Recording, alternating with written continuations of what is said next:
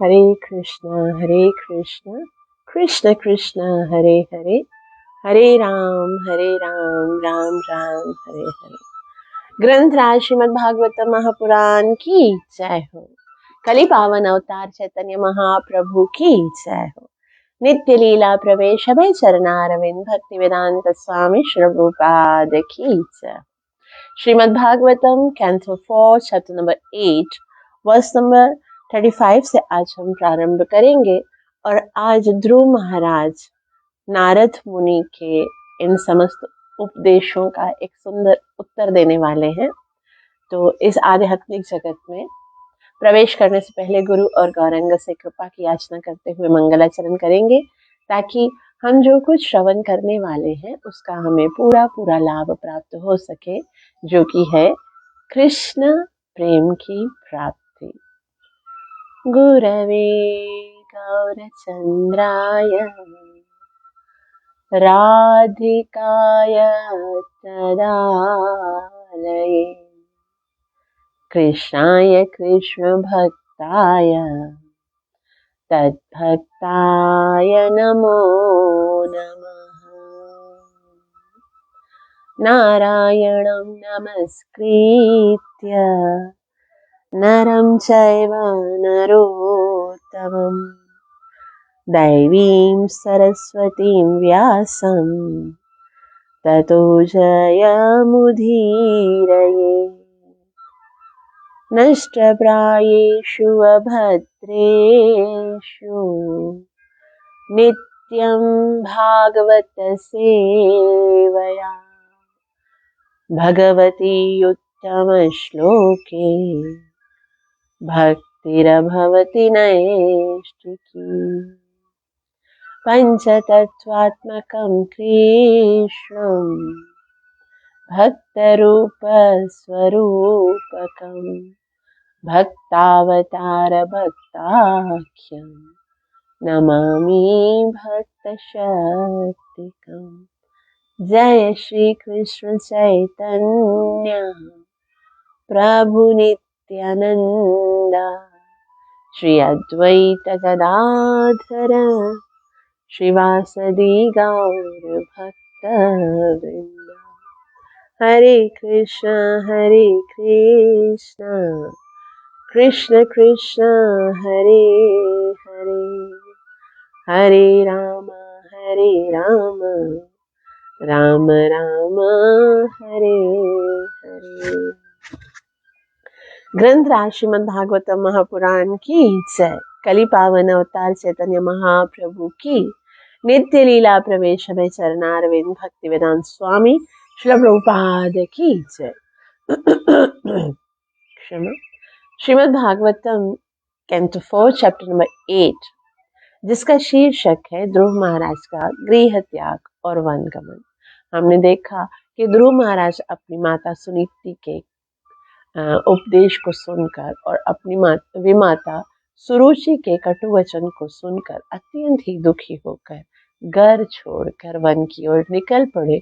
और वहां पर उनकी भेंट नारद मुनि से हुई। नारद मुनि ने उन्हें देखते ही कहा, छोटा सा बच्चा है ये, कहाँ जा रहा है, किधर जा रहे हो? तो बोला कि मैं अब घर छोड़ के जा रहा हूँ, क्योंकि माता ने मुझे बहुत ही अपमानित किया। तो छोटा सा बच्चा, क्या मान और अपमान की बातें करते हो? छोटे बच्चे तो बस खाली खिलौनों में आसक्त होते हैं, और तुम इतने छोटे होकर मान अपमान की बात करते हो। चलो चलो, मैं तुमको घर लेके चलता हूँ, और तुम्हारे पिताजी को मैं कह दूंगा कि वो तुम्हें गोद में बिठा देंगे। बोला, नहीं, मुझे नहीं जाना है घर में, क्योंकि मेरा बहुत अपमान हुआ है, आत्मसम्मान पर ठेस पहुंची। आत्मसम्मान, आत्मा को समझते हो क्या है? ये जो ठेस पहुंची है वो तो शरीर पे पहुंची है। आत्मा तो इन सब चीजों से निर्लेप है, न्यारी है, उनको ये सब चीजें नहीं लगती हैं। तो इसलिए तुम्हें इतना ज्यादा दुखी नहीं होना चाहिए। बोला, मैं आप तो नारद मुनि उनको बताते हैं कि देखो, तुम तो छोटे बच्चे हो, अभी तुम बड़े हो जाओगे ना, तो तुम इस भक्ति के मार्ग पर आगे चलना, क्योंकि समय जब बीतेगा तब तो तब तुम्हें ना ये कार्य कर सकोगे। अभी तो तुम बहुत छोटे हो, जंगल में जाओगे, वहां पर तो कितने कष्ट होंगे, तो कष्टों को तुम सह नहीं सकोगे। इसीलिए समय बीतेगा, थोड़े बड़े हो जाओ, फिर तुम देखना। तभी ध्रुव महाराज ऐसा कहते हैं कि नहीं, मैं अभी जाना चाहता हूँ। उनको घर नहीं जाना था, मुझे घर नहीं चाहिए, मुझे राज्य नहीं चाहिए, मुझे तो जंगल में जाकर भगवत प्राप्ति करनी, क्योंकि मेरी माता ने जो मुझे कहा है कि मैंने सही जगह से गर्भ से जन्म नहीं लिया है, तो मुझे जाना है। तो इतना सुनने के बाद जो है वो नारद मुनि कहते हैं कि तुम चले भी जाओगे तो भी बहुत मुश्किल है। थोड़ी बड़े बड़े जो ऋषि मुनि हैं वो भी भगवत प्राप्ति में बहुत बहुत तक कठिन तपस्याएं करते हैं, बहुत बहुत तक समय तक जो है ना वो योग साधना करते हैं, फिर कहीं जाकर उनको भगवत प्राप्ति फिर भी नहीं होती है, और तुम तो इतने छोटे से हो। इसलिए मनुष्य को चाहिए कि जो उसे भाग्य से मिल जाए ना, उसमें संतुष्ट रहना चाहिए। आपको जो कुछ मिला है आपके भाग्य के अनुसार, उसी में आप संतुष्ट रहो, क्योंकि जो हमारे कर्मों के अनुसार मिलना होता है ना, वो मिल ही जाता है। और जो कर्मों के अनुसार नहीं मिलना होता है, उसके लिए हम कितना भी प्रयत्न करें तो भी हमें नहीं मिलता।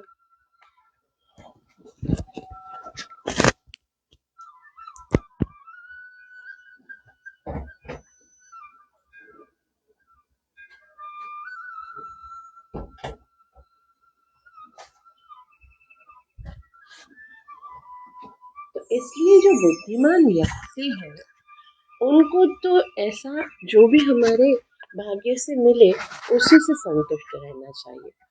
तो ऐसा बताते हैं ध्रुव महाराज को नारद मुनि कि अब तुम संतुष्ट रहो ना, जो कुछ तुम्हें मिला है उस पे संतुष्ट रहो। लेकिन नारद मुनि के ये सारे जो भी वचन है, उनसे ध्रुव महाराज को कोई भी आनंद आ नहीं रहा था, क्योंकि उनका हृदय जो है वो जल रहा था। और जब हृदय दुखी होता है तो ये सारे उपदेश जो है वो असर नहीं करते हैं।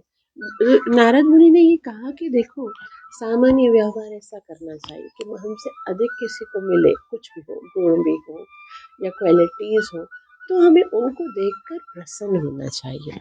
और किसी को अगर हमसे कम मिले, जिसके पास हमारे जितना नहीं है, उस पर उपहास नहीं करना चाहिए, उस पर दया करनी चाहिए और मैत्रीय भाव रखना चाहिए। जो हमारे समान है उनसे कंपटीशन नहीं करना चाहिए।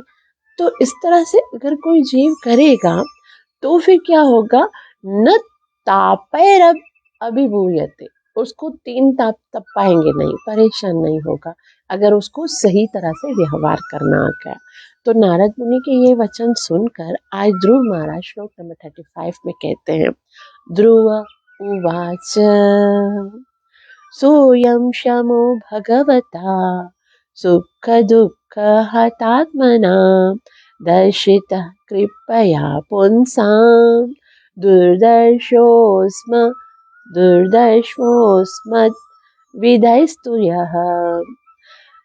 ध्रुव उवाच, अर्थात ध्रुव महाराज कहते हैं कि हे भगवान, आपका जो उपदेश है बहुत सुंदर है। सोयम शमो भगवता, आपने जो मन को संतुलन रखने का, जो भी हमारे भाग्य में है उस पर संतुष्ट रहने की जो बात बताई ना, बहुत अच्छी बताई है, मुझे बहुत अच्छी लगी। सुख दुख हतात्मना, कि जीव जो है जैसा भी जीवन में आए, सुख आए दुख आए, उसको कर्मों का ही फल समझकर, अपने ही कर्मों का फल समझकर स्वीकार कर लेना चाहिए, विचलित नहीं होना चाहिए। बहुत अच्छी बात, आपकी बात तो ऐसी है जैसे अमृत। इतने सुंदर शब्द आपने बताए। नारद मुनि को ध्रुव महाराज भगवान कहकर संबोधित करते।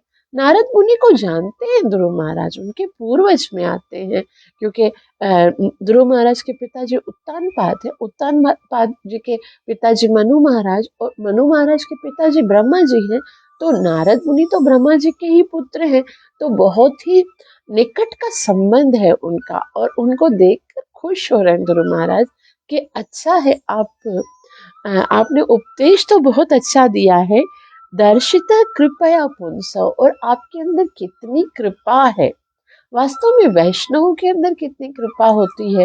ये सब जो उपदेश हम सुनते हैं वो वैष्णव के कारण, अगर आज हम अपने जीवन में देखें कि हमारे जीवन में कोई वैष्णव का उपदेश ना हो, कोई शिक्षा ना हो, कोई शास्त्र का, यदि हम हमें कभी किसी ने कोई वाक्य नहीं सुनाया हो, कोई कथा ना हो, कोई शास्त्र का मर्म ना हो, तो जीना कितना दुस्सह हो जाए ना।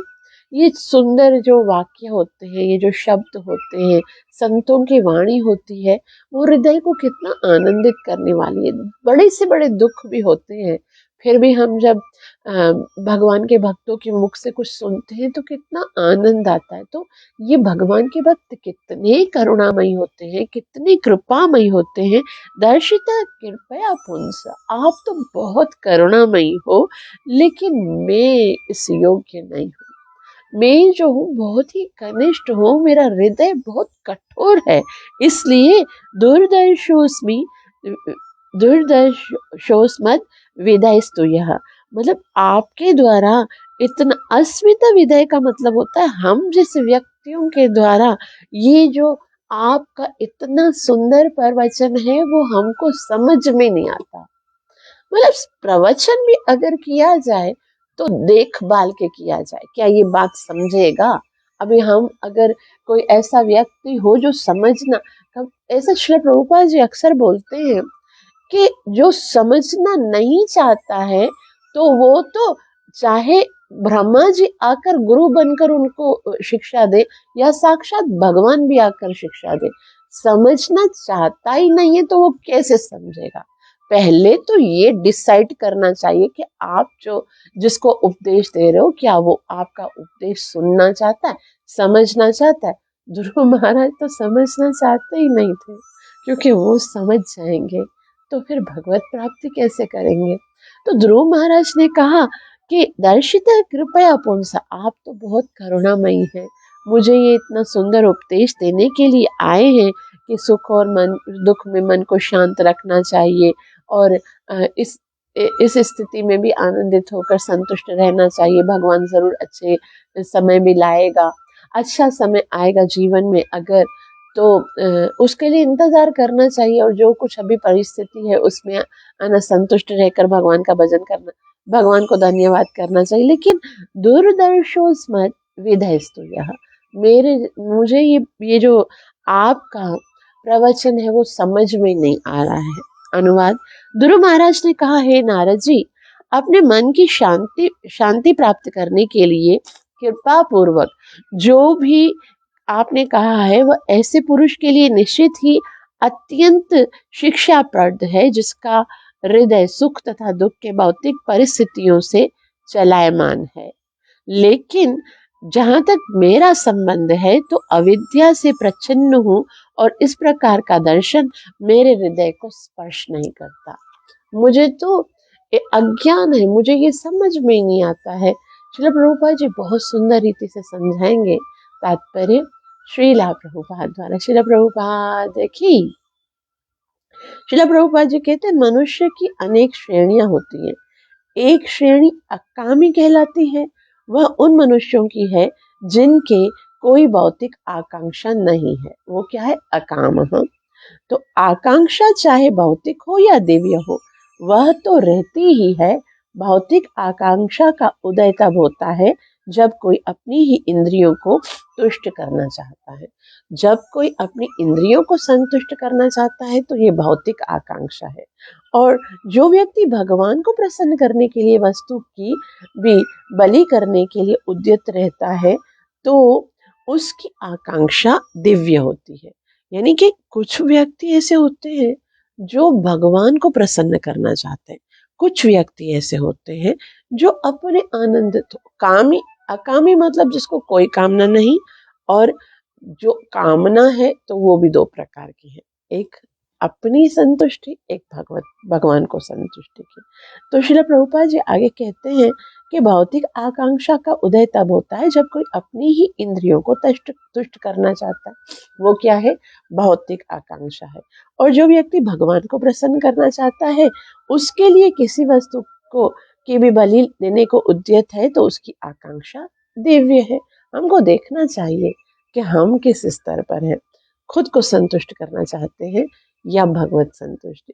ये तो खाली भोजन को देख के ही हम पता चल जाता है। हम भोजन बनाते वक्त जब भूख लगती है तब सोचते हैं भोजन बना दे, और बन जाता तो बोलो भगवान तुम भी खा लो, ताकि हाँ, लेकिन भगवान के लिए सोच कर बनाना वो भक्ति है कि मैं भगवान के लिए बना। सिर्फ भक्ति जो है वो हमारे जो सोच है ना, हम जो कॉन्शियसनेस है ना, उस पर डिपेंड करती है, क्या कॉन्शियसनेस से हम कार्य कर रहे हैं। तो ध्रुव ने नारद मुनि के द्वारा दिए गए उपदेश को ग्रहण नहीं किया, क्योंकि उन्होंने अपने को ऐसी शिक्षा के लिए सर्वथा अयोग्य समझा जो भौतिक आकांक्षाओं का दमन करती है। किंतु यह तथ्य नहीं है कि भौतिक आकांक्षा रखने वाले को भगवान की पूजा करना मना है। तो श्रील प्रभुपाद जी बता रहे हैं, ठीक है, अगर मन में भौतिक इच्छा आ भी रही है, ध्रुव महाराज को नारद मुनि ने कहा संतुष्ट होके घर चले जाओ, मैं बोल दूंगा उत्तानपाद को तुमको राज्य दे देगा, आधा राज्य दे देगा। ध्रुव महाराज ने कहा आधा पूरा दे फिर भी नहीं लूंगा मैं, तो मुझे चाहिए नहीं, मुझे तो कुछ और चाहिए। और इसलिए नारद मुनि को ध्रुव महाराज, यहाँ पर श्रील प्रभुपाद जी बोलते, नारद मुनि ने तो बोला कि संतुष्ट होकर रहो, लेकिन इसका मतलब ये नहीं है कि अगर आपको किसी वस्तु की आकांक्षा है तो भगवान की भक्ति नहीं कर सकते हो। ध्रुव के जीवन में यह एक अनिवार्य शिक्षा प्राप्त होती है। उन्होंने स्पष्ट रूप से स्वीकार किया कि उनके हृदय में भौतिक आकांक्षा है। वो मान गए थे कि मेरी इच्छा है। वे अपनी विमाता के कटु वचनों से अत्यंत प्रभावित थे, जबकि आध्यात्मिक रूप से आगे बढ़े हुए लोग किसी की निंदा या स्तुति की परवाह नहीं करते। वो आध्यात्मिक रूप में ऊपर उठे हुए नहीं थे, अभी तो वो बालक थे। माता ने जो उनको बोला था उसके प्रति वो बहुत ज्यादा प्रभावित हो गए थे, और उन्होंने सोचा था अब मैं प्राप्ति करके दिखाऊंगा। वो भगवान को प्राप्त करने नहीं, भगवान से प्राप्त करने जा रहे थे। इच्छा अगर हृदय में है तो भगवान का अर्थार्थी भक्त है ध्रुव। कुछ चाहिए, यदि हृदय के अंदर आकांक्षा है तो भी भगवान के पास जाना चाहिए। श्रील प्रभुपाद जी कहते हैं, भगवत गीता में कहा गया है कि जो वास्तव में आध्यात्मिक जीवन में ऊपर उठे हुए हैं वे इस जगत के द्वैत भाव की परवाह नहीं करते। किंतु ध्रुव महाराज ने स्पष्ट रूप से स्वीकार किया है कि वह भौतिक सुख दुख के प्रदातों से ऊपर नहीं है। वो बोला मुझे ये समझ में नहीं आ रहा है, आपने जो बताया ना कि जो कुछ है जीवन में, सुख है, दुख है, मान है, अपमान है, लाभ है, हानि है, उसको समान समझ के संतुष्ट रह के जियो, ये मेरे अंदर जा ही नहीं रहा है। वो बोलते दुर्दर्शो, मेरे लिए बहुत कठिन है ये समझना, तो क्योंकि मेरे अंदर हृदय में आकांक्षा भरी हुई है। तो यहाँ श्री प्रभुपाद जी कहते हैं कि उन्हें विश्वास था कि नारद मुनि का उपदेश उपयोगी है, तो भी वे उसे स्वीकार नहीं कर पाए। यहाँ उठाया यहाँ उठाया गया प्रश्न है कि भौतिक आकांक्षाओं से ग्रस्त व्यक्ति भगवान की पूजा करने का पात्र है अथवा नहीं। तो यहाँ श्री प्रभुपाद जी एक क्वेश्चन उठाते हैं कि भगवान की भक्ति कैसे होती है। अन्याभिलाषिता शून्यम ज्ञान कर्माध्यनावितम अनुकूलेन कृष्णानुशीलनम भक्ति उत्तम। उत्तम भक्ति तो ये है कि इच्छाएं नहीं हो, लेकिन यदि इच्छाएं हैं तो फिर भगवान की भक्ति करनी चाहिए अथवा नहीं। तो श्रील प्रभुपाद जी कहते हैं उसका उत्तर यही है कि प्रत्येक व्यक्ति ईश्वर की पूजा करने का पात्र है। आप कैसे भी हो, चाहे कामनाओं से भरे हुए हो, चाहे निष्काम हो, चाहे मुक्ति प्राप्त करना चाहते हो, अपराधी से अपराधी, भगवान कहते किसी को मना नहीं है, अपिचेत सुदुराचार हो। दुराचारियों में सबसे श्रेष्ठ जो है वो भी यदि मेरी भक्ति करना चाहता है तो मोस्ट वेलकम। मेरे पास यदि रावण भी आ जाए ना, जब सीता का हरण करके रावण लंका लेके गया था और विभीषण को भगवान ने स्वीकार किया था, तब सबने कहा विभीषण तो रावण का भाई है, उनको कैसे कृपा प्रदान कर। रघुवर कहते हैं वे तो विभीषण है, यदि साक्षात रावण भी आकर नतमस्तक होकर शरणागत हो जाएगा तो मैं उससे भी स्वीकार करूंगा। अपनी पत्नी को लेकर जाने वाले को भी वो स्वीकार करते, कितने कृपालु हैं। तो किसी कोई भी स्थिति में प्रत्येक व्यक्ति को ईश्वर की पूजा करने का पात्र है। भले ही मनुष्य अनेक भौतिक आकांक्षाओं की पूर्ति करने के लिए इच्छुक हो, उसे कृष्ण भगवान की को अपनाना चाहिए और कृष्ण की पूजा करनी चाहिए। पूजा तो कृष्ण की करनी चाहिए। इच्छाएं हैं तो भी, नहीं है तो भी, जरूरी यही है कि हमको उसी, अच्छा, भगवान की भक्ति और देवताओं की भक्ति में बहुत अंतर है। वही इच्छा लेकर आप देवताओं के पास जाओगे, इच्छा देवता भी पूरी कर देंगे। देवता ये धन देना, राज्य देना तो देवता भी कर सकते हैं, लेकिन डिफरेंस क्या है कि देवताओं की इच्छा, देवताओं ने आज तक जिस जिसकी इच्छा पूरी की है उसके मन में और भी कामनाएं बढ़ती हैं। कामिस्तैस्ते हृतक ज्ञाना, कामनाएं हृदय को अज्ञान से भर देती हैं और फिर वो उसी देवता की पूजा करने लगता है, और सिर्फ इच्छाएं पूरी करने के, प्रेम के लिए नहीं। लेकिन यदि कोई भगवान की भक्ति करता है तो क्या होता है, भगवान का नाम जपते जपते जपते हृदय इतना शुद्ध होता है कि इच्छाएं स्वतः समाप्त होती है। याद रखिए, जब तक मन में इच्छा है ना, तब तक जन्म मरण का चक्कर नहीं छूटेगा। ये जो भौतिक जगत में बारंबार जन्म मरण का चक्कर है, ये इच्छाएं तो करवाती हैं। इसलिए यदि इच्छाएं हैं तो फिर कोई दुख, इसमें दुखित होने की जरूरत नहीं है। इच्छाएं लेके जाओ भगवान के पास, और जब भगवान के चरणों में जाएंगे तो भगवान जो है वो हमारी इच्छा पूरी भी कर सकते हैं और हृदय से ये सब कामनाओं को समाप्त भी कर सकते हैं। तो कृष्ण की पूजा करनी चाहिए क्योंकि वे इतने दयालु हैं कि सबों की आकांक्षाओं को पूरा करते हैं। इस वर्णन से यह स्पष्ट है कि भले ही किसी की कितनी ही भौतिक आकांक्षाएं क्यों न हो, उसे भगवान की पूजा करने से रोका नहीं जा सकता। जो भी है आप जाइए, अपने संतान को बताना चाहिए कि ठीक है, आपके मन में इच्छा है, लोभ माला करो, भगवान की माला करोगे, भगवान आपकी ये इच्छा भी पूरी कर देंगे। भगवान सर्व समर्थ है, योग योगेश्वर, प्रत्येक ब्रह्मांड के प्रत्येक कण में भगवान का राज है। तो छोटी सी बात क्या भगवान पूरी नहीं कर सकते? वो आध्यात्मिक जगत दे सकते, तो भौतिक जगत में छोटा सा राज्य नहीं दे सकते? तो जो भी इच्छा है लेके जाओ भगवान के पास। लेकिन ध्रुव महाराज यहाँ पर कहते हैं कि आपने प्रवचन तो बहुत दिया है, लेकिन ये अमृत की समान है, मैं इस अमृत को रखूं कहाँ? क्योंकि अमृत को रखने के लिए कोई ना कोई तो पात्र चाहिए, और वचन अमृत जो है वो हृदय में रखे जाते हैं। मेरा हृदय तो मेरी माता के कटु वचनों से छलनी हो गया है, मेरा हृदय टूट गया है, और टूटे हुए बर्तन में मैं यदि आपके अमृतमय वचनों को रखने का प्रयास भी करूंगा तो वे बह जाएंगे। क्योंकि ये जो शब्द आप बता रहे हो ना, संतुष्टि का जो मार्ग दिखा रहे हो ना, वो क्षत्रियों के लिए नहीं है। ये जो उपदेश आप मुझे दे रहे हो वो तो जाके ब्राह्मणों को दीजिए, क्योंकि मैं तो क्षत्रिय हूँ। क्षत्रिय जो है उसको बहुत सम्मान और मान अपमान से बहुत फर्क, क्योंकि क्षत्रिय जो है उसके अंदर एक बहुत ही भड़कता हुआ हृदय होता है, तो वो हर चीज को सहन नहीं कर पाता है। अथापि मैं अविनीतस्य, मैं, आपने इतना सुंदर बताया है, विनम्र ब्राह्मणों के लिए अच्छा है, लेकिन मैं अविनीत हूँ, मेरे अंदर विनम्रता है ही नहीं। क्यों? क्योंकि क्षात्रम घोरम उपयुता, क्षात्रिय जो क्षत्रिय होते हैं उनका स्वभाव बहुत घोर होता है, और ब्राह्मणों का स्वभाव बहुत, ये स्वभाव ही तो है। भगवान कहते चातुर्वर्ण्यम मया सृष्टा गुण कर्म विभाग, मेरे गुण ही ऐसे हैं।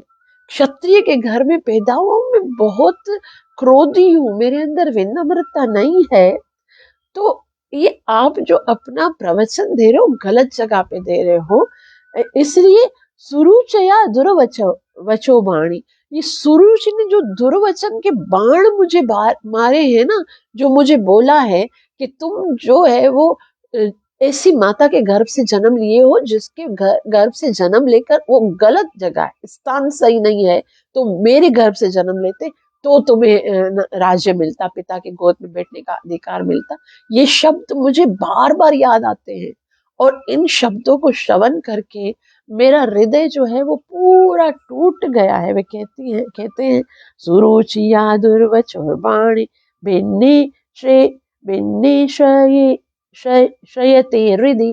तो हृदय जो है वो छिन्न भिन्न हो गया है और इसीलिए आपके जो ये शब्द हैं वो मुझे नहीं समझ में आ रहे हैं। मेरे हृदय में उनके अंदर वो अच्छे हैं। ध्रुव महाराज ने नारद मुनि का बहुत सत्कार किया कि आपने बहुत अच्छा बताया है। सोयम शमो भगवतो सुख सुख दुख क्षतात्मना, ये बहुत अच्छा है और इतनी करुणा है, लेकिन मैं ही इस योग्य नहीं हूँ, मैं योग्य पात्र नहीं हूँ, आपके इन शब्दों को ग्रहण नहीं कर पा रहा हूँ, इसलिए मैं आपके इन शब्दों से सहमत नहीं हूँ, क्योंकि मुझे जो चाहिए वो संतुष्टि से नहीं मिलेगा। अनुवाद। हे भगवान, मैं आपके उपदेशों को ना मानने की दृष्टा कर रहा हूँ, किंतु यह मेरा दोष नहीं है, यह तो क्षत्रिय कुल में जन्म लेने के कारण है। मेरी विमाता सुरुचि ने मेरे हृदय को अपने कटु वचनों से क्षत विक्षत कर दिया है, अतः आपकी यह महत्वपूर्ण शिक्षा मेरे हृदय में टिक नहीं रही है। श्रील प्रभुपाद जी बहुत सुंदर रीति से समझा रहे हैं। तात्पर्य। श्रील प्रभुपाद जी कहते हैं कि जो मनुष्य का हृदय है, कहा जाता है हृदय अथवा मन मट्टी के पात्र के बराबर होता है। एक मट्टी का जो पात्र होता है ना, उसके अंदर अगर दरार आ जाती है या वो टूट जाता है, फिर वो वापस से नहीं जुड़ता है। तो एक बार टूट जाने पर किसी भी प्रकार से वो जोड़ा नहीं जा सकता। ध्रुव महाराज ने ये उदाहरण नारद के समक्ष रखा। उन्होंने कहा कि उनका हृदय विमाता के कटु वचनों के बाणों से इतना बिंदु हो चुका है कि अब उस अपमान का बदला लेने की इच्छा के अतिरिक्त कुछ भी इच्छा नहीं लगता, कुछ भी अच्छा नहीं लगता।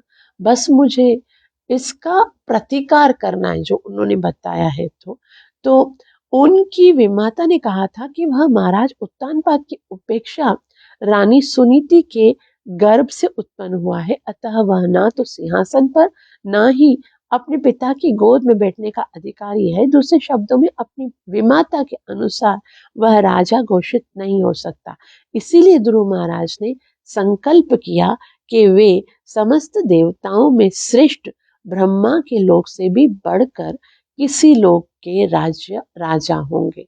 तो यहाँ पर उसने मना कर दिया कि ये राज्य तो कम से कम तुम्हें नहीं मिलेगा, बोला चाहिए भी नहीं, अब मैं बड़ा राज्य लेकर दिखाऊंगा। तो ध्रुव महाराज ने अप्रत्यक्ष रूप से नारद मुनि को बताया कि 4 प्रकार की मानवीय वृत्ति होती है, ब्राह्मण की, क्षत्रिय की, वैश्य की और शूद्र की। तो एक जाति की वृत्ति दूसरे पर लागू नहीं होती है। नारद मुनि ने जिस आध्यात्मिक वृत्ति का प्रतिपादन किया था वह ब्राह्मण प्रवृत्ति के अनुकूल भले ही रही हो, किंतु क्षत्रिय वृत्ति के अनुकूल ना थी। ध्रुव ने स्पष्ट रूप से स्वीकार किया कि उसमें ब्राह्मण जैसी विनयशीलता नहीं है, अतः वह नारद मुनि के विचार को स्वीकार नहीं कर सकता। जो वो बता रहे हैं मेरे अंदर वो ग्रहण करने की पात्रता नहीं है। तो आगे श्रील प्रभुपाद जी कहते हैं, ध्रुव महाराज के कथन से सूचित होता है कि जब तक बालक को उसकी प्रवृत्ति के अनुसार शिक्षित नहीं किया जाता है, तब तक वह अपनी विशेष वृत्ति को विकसित नहीं कर पाता। मतलब जैसा स्वभाव है, क्षत्रिय का अलग स्वभाव होता है, उसको उसी के अनुसार जो है वो शिक्षा देनी चाहिए। क्षत्रिय को यदि ये सिखाया जाए कि सबको माफ कर दो, संतुष्ट रहो, आपको है ना सुख और दुख में समान रहना चाहिए, तो वो क्षत्रिय जो है वो राज्य नहीं कर पाएगा। वो क्षत्रिय को तो ये परखना होता है कि मुझे क्या करना है, अपने राज्य की सीमाओं को बढ़ाना होता है और जो अपराधी होते हैं उनको दंड देना होता है। उसका अलग स्वभाव होता है। क्षमो दमो तप शांता, ये तो ब्राह्मणों का स्वभाव होता है। तो यह तो गुरु या शिक्षक का कर्तव्य है कि बालक विशेष की मनोवैज्ञानिक गतिविधि के का निरीक्षण करे और उसे किसी विशेष व्यवस्था में प्रवृत्त करे। ध्रुव महाराज को पहले से क्षत्रिय वृत्ति की शिक्षा मिली थी, अतः वे ब्राह्मण वृत्ति को स्वीकार करने के लिए तैयार नहीं थे। तो अमेरिका में ब्राह्मणों तथा क्षत्रियों के स्वभाव में अनुकूलता न होने के कारण व्यावहारिक कठिनाई उत्पन्न हो रही है। श्रीला प्रभुपाद जी बोलते हैं ये प्रैक्टिकल है, जैसा स्वभाव होगा वैसा ही जब कोई, अभी देखो ये तो शिक्षा तो भगवान अर्जुन को भी दे सकते थे, अर्जुन क्यों लड़ाई कर रहे हो यार, तुम्हारे भाग्य में जो है राज्य है तो तुम्हें मिल जाएगा, अगर भाग्य में नहीं है तो युद्ध करने की क्या जरूरत है, युद्ध मत करो, खाम खा तुम दुख सुख मान हानि जो कुछ मिल रहा है उसको संतोष में रहकर संतुष्ट हो। जो भगवान ने दिया है, तुमको हस्तिनापुर नहीं मिला तो कोई बात नहीं, गांव भी नहीं मिले तो कोई बात नहीं, किधर चले जाओ, आराम से जीवन गुजार लेना, कोई धंधा कारोबार कर लेना। लेकिन भगवान ने अर्जुन को ये उपदेश दिया नहीं, भगवान ने कहा तुम क्षत्रिय हो और अपने स्वभाव के कारण युद्ध तो तुम्हें करना ही पड़ेगा। अभी तुमको ये दुर्वचन आ गए हैं कि मैं नहीं करूंगा, नहीं सामने दुर्योधन आ जाएगा, सामने दुशासन आ जाएगा, तुमको वो द्रौपदी को खींचता हुआ याद नहीं आएगा, बड़ी सभा में द्रौपदी को नग्न करने की चेष्टा करते वक्त क्या क्या तुम्हें अपशब्द कहें याद नहीं आएंगे, और उस समय जब वो समय ही नहीं होगा उस समय तुम उसको मार डालोगे, फिर तो तुम अपराधी हो जाओगे। अभी तो ये तो जो अभी हो रहा है वो तो स्वाभाविक युद्ध हो रहा है, और युद्ध में अगर वीर गति भी प्राप्त होती है तो भी तो तुम्हें स्वर्ग में यश मिलेगा। तो जिस पात्रता होती है जिसकी, उसी के अनुसार उसको शिक्षा देनी चाहिए। ध्रुव महाराज को पहले से क्षत्रिय शिक्षा मिली थी, वे ब्राह्मण वृत्ति को स्वीकार करने के लिए तैयार नहीं थे। तो श्रील प्रभुपाद जी कहते हैं अमेरिका में बहुत प्रॉब्लम्स हो जाती है, जैसा जिसका वृत्ति नहीं होती वैसी उनको शिक्षा मिलती नहीं है। तो जिन अमेरिकी बालकों को शूद्रों के समान प्रशिक्षित किया जाता है वे युद्ध भूमि में लड़ने के लिए सर्वथा अयोग्य है, और अतः जब उन्हें सेना में सम्मिलित होने के लिए कहा जाता है तो वे इनकार कर देते हैं, क्योंकि उनमें क्षत्रिय वृत्ति नहीं मिलती। समाज में इससे महान असंतुष्ट हो रहा है, तो उनको शिक्षा दी जाती है क्षत्रिय बना के, किसी तरह से उनको बोल दिया जाता है या भेज दिया जाता है मिलिट्री में, लेकिन जब समय आता है तो युद्ध नहीं कर पाते, क्योंकि इंटरनली उसका वो गुण ही नहीं है। यदि उन बालकों में क्षत्रिय वृत्ति नहीं है तो इसका अर्थ यह भी नहीं है कि वे ब्राह्मण गुणों से प्रशिक्षित हैं, उन्हें तो शूद्र रूप में प्रशिक्षित किया गया है। अतः वे अमेरिका के कारणों अतः अतः वे आक्रोश के कारण हिप्पी बन रहे हैं। आक्रोश है, हृदय के अंदर संतुष्टि नहीं है तो वो हिप्पी बन रहे हैं, किंतु वे जैसे ही अमेरिका में चलाए जा रहे कृष्ण भावनामृत आंदोलन में प्रवेश करते हैं, उन्हें ब्राह्मण गुण अर्जित करने की शिक्षा दी जाती है, यद्यपि वे शूद्र की निम्नतम अवस्था को प्राप्त रहते हैं। दूसरे शब्दों में, क्योंकि कृष्ण भावनामृत आंदोलन के द्वार सबों के लिए खुले हैं, अतः लोग सामान्यतः ब्राह्मण गुणों को प्राप्त कर सकते हैं। आज के समय की यह सबसे बड़ी आवश्यकता है, क्योंकि ब्राह्मण या क्षत्रिय बहुत ही कम है, केवल कुछ वैश्य हैं और अधिकांश शूद्र हैं। तो श्रीला प्रभुपाद जी बहुत सुंदर बता रहे हैं कि ये जो कृष्ण कॉन्शियसनेस की शिक्षा है ना, वो बहुत जरूरी है। तो पहले लोगों को गलत गलत शिक्षा दी जाती है, जिसको जो योग्य नहीं होता है वो शिक्षा दी जाती है, वो कार्य कर नहीं सकते हैं, तो इसके कारण असंतुष्ट पड़ता है। पहले तो गुरु का कर्तव्य है कि उसको देखे कि वो किस वर्ण से रखता है, उसका गुण उसका स्वभाव कैसा है, उसके अनुसार यदि उसको शिक्षा मिलती है तभी वो आगे बढ़ सकता है। समाज का भ्रमण क्षत्रिय वैश्य तथा शूद्र में वर्गीकरण अत्यंत ही वैज्ञानिक है। मानवीय समाज रूपी शरीर में ब्राह्मण सिर है, क्षत्रिय बाहु है, वैश्य उदर है और शूद्र पांव है। इस समय शरीर में पांव तथा उदर रह रहे हैं, बाहु या सिर नहीं है, अतः सारा समाज अस्त व्यस्त हो गया है। अब बाहु और सिर है, यहाँ पर बता कि इसमें क्या रह गया है, शरीर में पांव और उदर रह गए हैं। पांव क्या है, शूद्र है, तो 99% जो है शूद्र है, बाकी 1% वैश्य है। ज्यादातर लोग तो वो करते हैं ना, सर्विस करते हैं, है ना, तो सर्विस, दूसरों की सेवा करना शूद्र का काम होता है। और कुछ ही होते हैं जो बिजनेस करते हैं, तो बिजनेस क्या है, उधर है। अब आप देखिए कोई ऐसा व्यक्ति हो जिसके सर और हाथ कटे हुए हो, सिर्फ पेट और पाँव है, तो वो कैसे चलेगा, है ना, उसका जीवन कैसे चलेगा। तो श्री प्रभुपाद जी कहते हैं कि अतः सारा समाज अस्त व्यस्त हो गया है और पतित मानव समाज को आत्म चेतना के स्तर तक उठाने के लिए ब्राह्मण गुणों की पुनर्स्थापना की आवश्यकता है।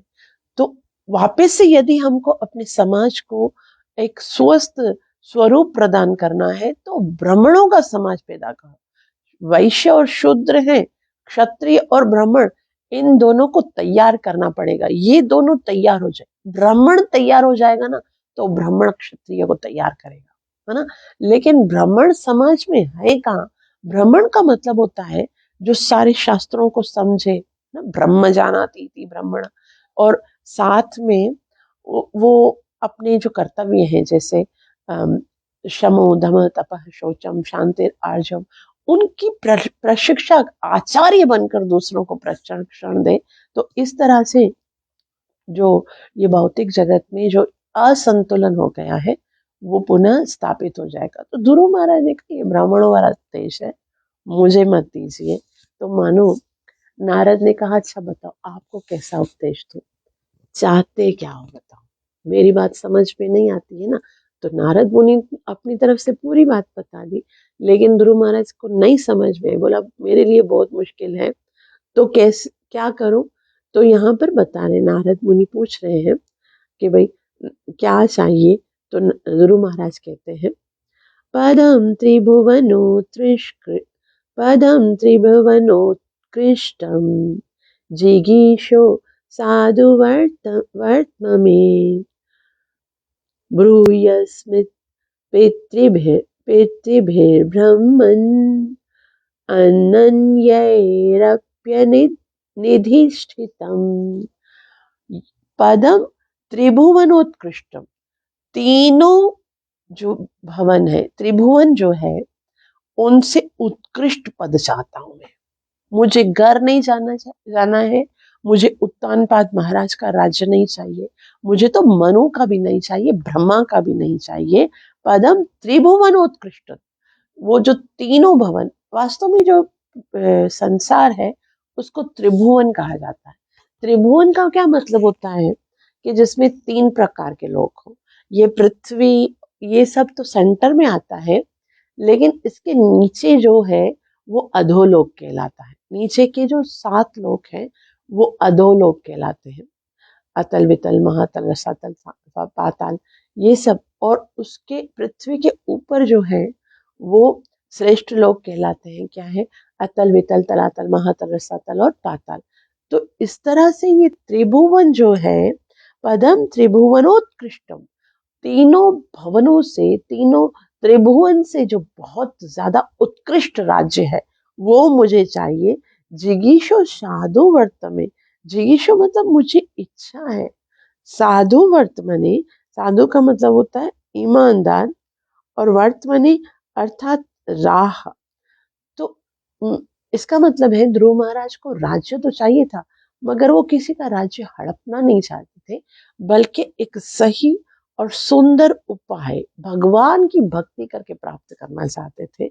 तो वो कहते हैं कि साधु वर्तम में कि मैं अब इस राज्य को प्राप्त करना चाहता हूँ जो तीनों लोकों में सबसे महान हो। और कैसे महान हो, ब्रूयस्मित पितृभिर्ब्रह्मन्, के जो मेरे ये पृथ्वी का, मेरे पिता का राज्य, और उनसे भी बढ़कर मेरे दादा, मेरे परदादा के भी बड़ा राज्य मुझे चाहिए, अन्य अप्या निधिष्ठितम, अन्य लोगों को भी जो प्राप्त ना हो, जो ना मेरे पिताजी को प्राप्त हुआ हो या मनु महाराज को, और ना ही कोई और पृथ्वी में उस राज्य को प्राप्त कर सका हो, ऐसा राज्य मुझे चाहिए। पदम त्रिभुवनोत्कृष्टतम। शिला प्रभुपाद की शिला प्रभुपाद जी कहते, हे विद्वान ब्राह्मण, मैं ऐसा पद ग्रहण करना चाहता हूँ जिससे अभी तक तीनों लोकों में किसी को भी, यहाँ तक कि मेरे पिता तथा पितामह ने भी ब्राह्मण न ग्रहण न किया हो। यदि आप अनुग्रहित करें तो कृपा करके मुझे ऐसे सत्य मार्ग की सलाह दें जिससे अपना कार्य करके मैं अपने जीवन की लक्ष्य को प्राप्त कर सकूं। तो मुझे ये संतुष्टि वाली शिक्षा मत दीजिए, मुझे तो ये बताइए कि मेरी इच्छा कैसे पूरी होगी। शिला प्रभुपाद की जो इच्छाएं भी हो ना, तो लेके जाओ भगवान के पास और बोलो, है इच्छा, क्या करो बताओ।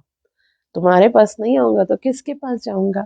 ध्रुव महाराज स्वीकार करते हैं, भाई मैं संतुष्ट नहीं हूँ, मैं इस तरह से घुट घुट कर नहीं रह सकता, उनके रोज रोज कटु वचन नहीं सुन सकता। अब तो मुझे भगवान को जाकर बताना है कि मुझे और भी बड़ा राज्य चाहिए, दिखा दो दुनिया को कि देखो मैं भी क्षत्रिय की औलाद हूँ, कर सकता हूँ मैं। तो ऐसा उसके अंदर बहुत ही उत्साह था।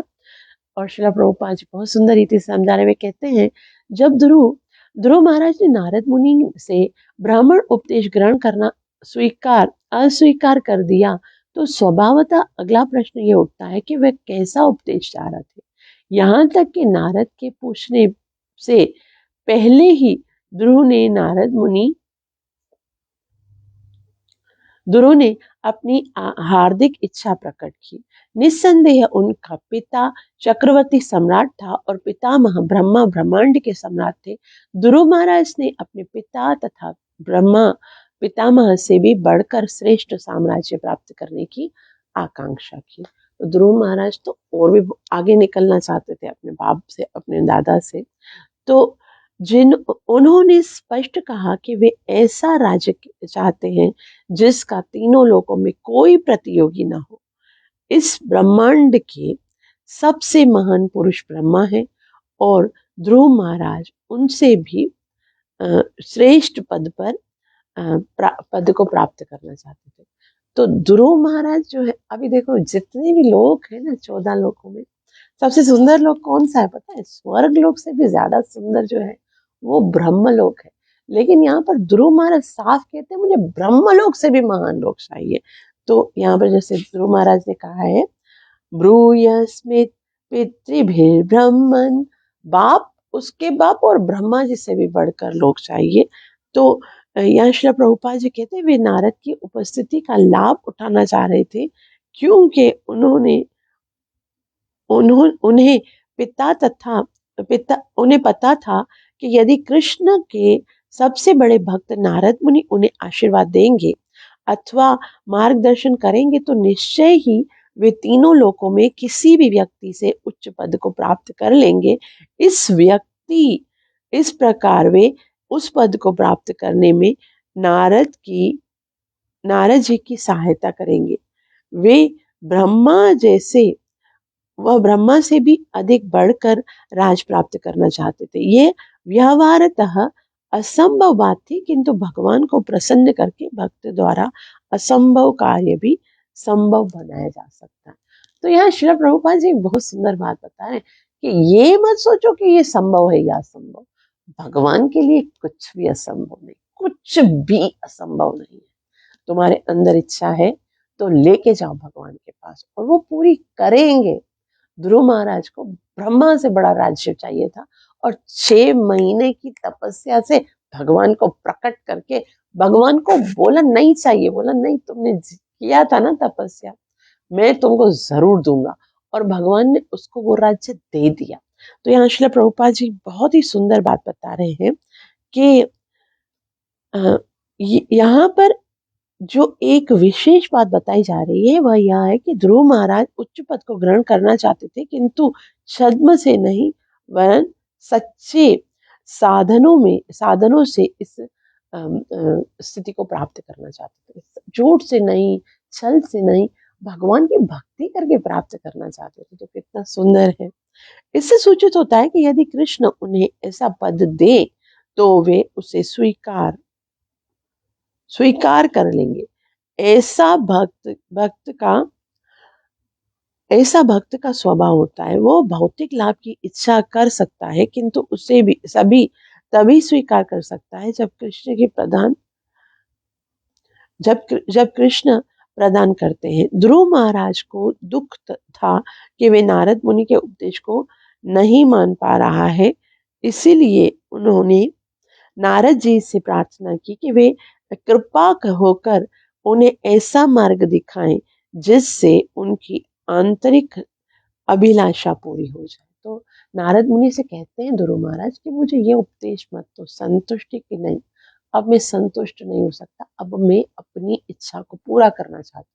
तो आप यदि मुझे ये बता सकते हो कि नारद मुनि कहाँ रहते हैं, सॉरी, अगर आप मुझे ये बता सकते हो कि नारायण कहाँ रहते हैं और नारायण को प्रसन्न करने का क्या तरीका है, तो आप मुझे बताइए।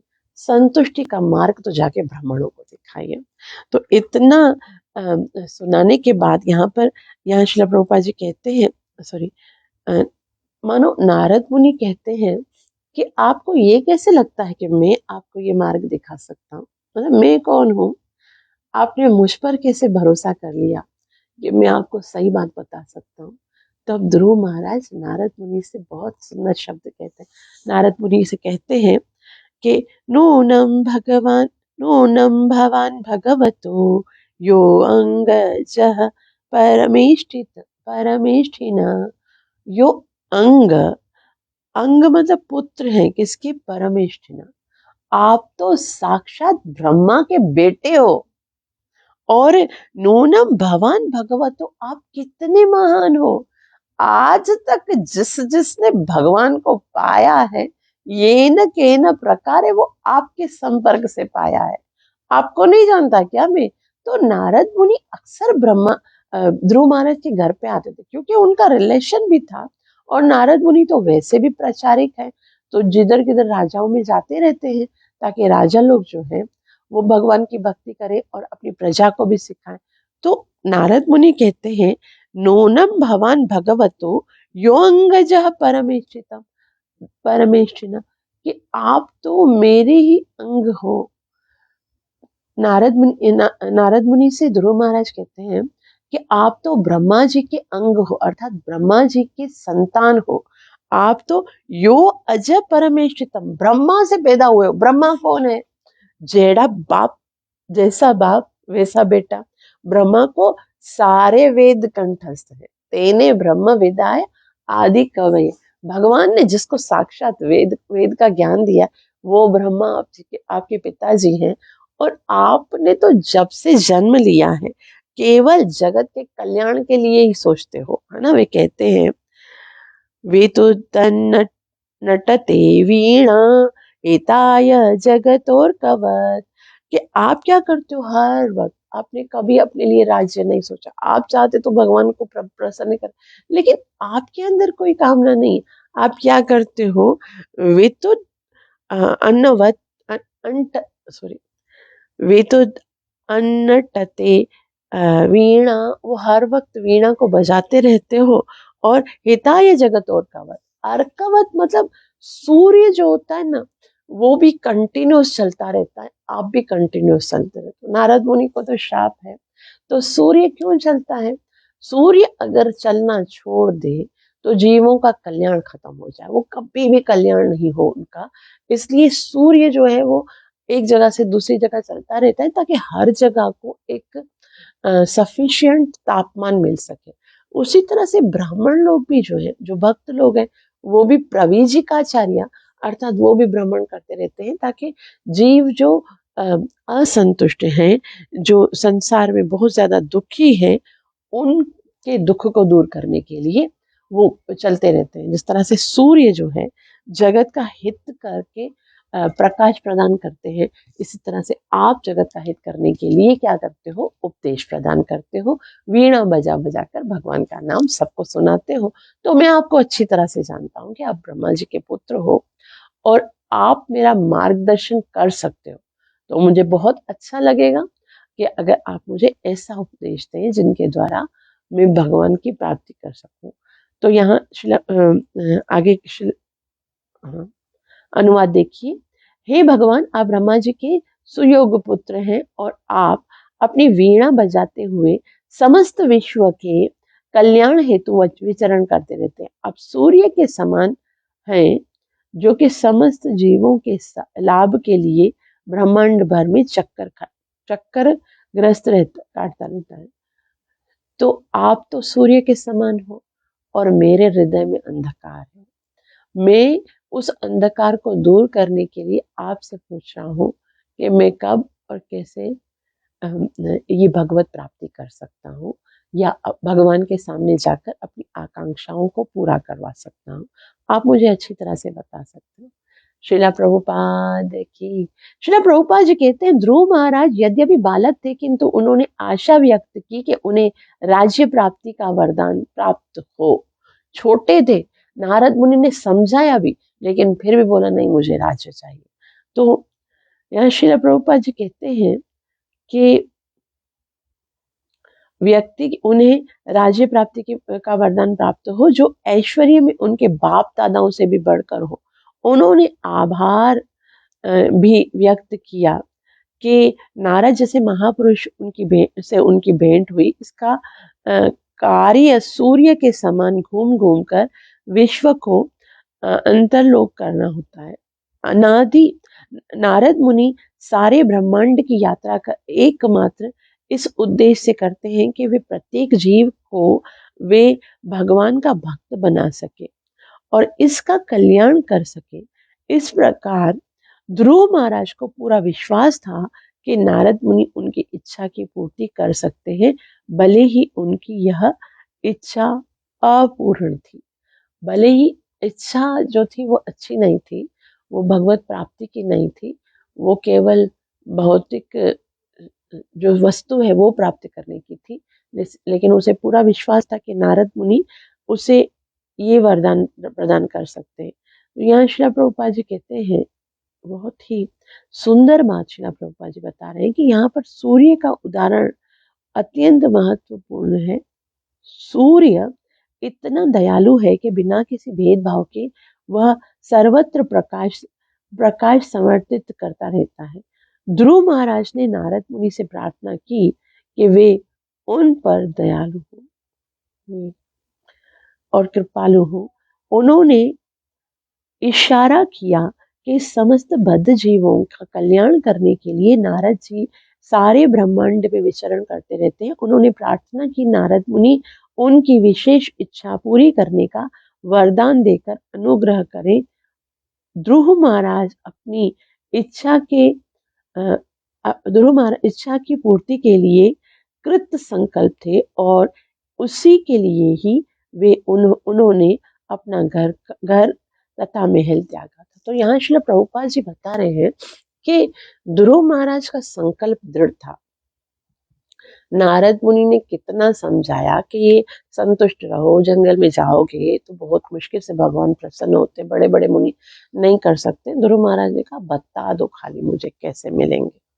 आप सूर्य की तरह प्रकाश देते हो, सबकी जो है ना जो कामना है वो पूरा कर सकते हो। आप उनको उपदेश दे सकते हो। उपदेश ऐसा दो जो कि मैं ग्रहण कर सकूं। और मुझे अभी क्या चाहिए, मुझे मेरे पिताजी से बढ़कर, उनके पिताजी से बढ़कर और ब्रह्मा जी से बढ़कर राज्य चाहिए। तो आप मुझे बता सकते हो क्योंकि आप ब्रह्मा जी के बेटे हो और आप सबको कृपा करते हो, कल्याण करते हो।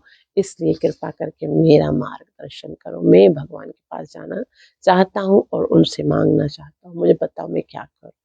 तो इतना सुंदर ध्रुव महाराज ने नारद मुनि से कहा कि मुझे अब भगवान के पास जाना है और भगवान के पास जाकर मुझे उनसे कुछ मांगना है। आप मुझे वहां का रास्ता बता दीजिए बस। तो इस तरह से चाहे इच्छा लेकर जाए या अकाम होकर जाए, जीव का कल्याण तभी होगा जब वो भगवान के संपर्क में जाएगा, जब वो किसी वैष्णव से मिलकर भगवत प्राप्ति का धाम आपके यहाँ से नहीं जाता है। पहले वैष्णव के साथ संपर्क होगा, जिस तरह से ध्रुव महाराज ने नारद मुनि को गुरु स्वीकार किया। उसके बाद वो अपनी जो इच्छा है उसको पूरा करने के लिए अपने गुरु महाराज के उपदेश को श्रवण करेंगे और उसका पूरा सा पूरा पालन करेंगे, और हम देखेंगे कि कैसे उनको भगवत प्राप्ति होती है। आप सबका बहुत बहुत आभार जो इतना प्रेम से श्रवण किया। कृपया मुझे आशीर्वाद देना मत भूलिएगा, मेरे लिए प्रार्थना करना मत भूलिएगा। ग्रंथराज श्रीमद् भागवतम महापुराण की जय। मुझे आशीर्वाद दीजिए कि मैं अपनी सेवा और साधना को अच्छे से कर सकूं और निरपराध भाव से हरि नाम का जप करके गुरु और गौरंग को प्रसन्न कर सकूं और इस मनुष्य देह के वास्तविक लाभ को प्राप्त कर सकूं। ग्रंथराज श्रीमद् भागवतम महापुराण की जय। कल पावन अवतार चैतन्य महाप्रभु की जय हो। नित्य लीला प्रवेश में चरणार्विंद भक्ति वेदांत स्वामी श्री प्रभुपाद की जय। गौर ब्रह्मानंद।